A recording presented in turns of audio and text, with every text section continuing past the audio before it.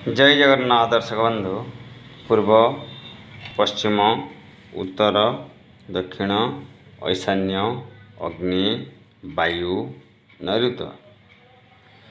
पाचेरीटी अच्छी 95 फुट दुई पार्श्वर ए पार्श्वर अच्छी 65 फुट मझे 5 फुट लेखाएं छड़ा जाइए ए पार्श्वर मध्य 5 फुट ये रही 65 फुट रही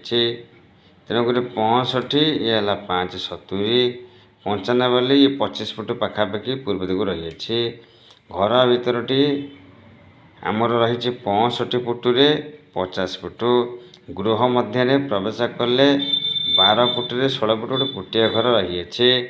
घर भर पूर्व दिगु घर प्रवेश करें ईशाना कोण देव मंदिर 12 फुट 8 फुट ईशाना मंदिर बेडरूम 1 2 3 4 5 6 7 गोटी 12 रे 14 बेडरूम गोटे गोटे दि जाइए 12 रे 11 पाखापाखि ये 12 रे 11 सीढ़ी मध्यम भाग दी 2 फुट साइड जावास करने ये बेडरूम सहित लाट्रिन बाथरूम आटाच कराई 6 फुट ये बेडरूम तो लाट्रिन बाथरूम आटाच कराई ये जो 12 फुट रही दी भाग करदे गोटे लाट्रिन बाथरूम आस्ते आटाच आ गोटे कमन अच्छे ये लाट्रिन आटाच कमन अच्छे ये जो घरटी अच्छी आमर अग्नि पाकशाला ये रही 12 फुट व्यवधान ये रहा 19 फुट पाखापाखि रोचे ये जो 12 11 8 19 ये 19 फुट 11 फुट ये जो मुख्य बारंडाटी घर 4 फुट रही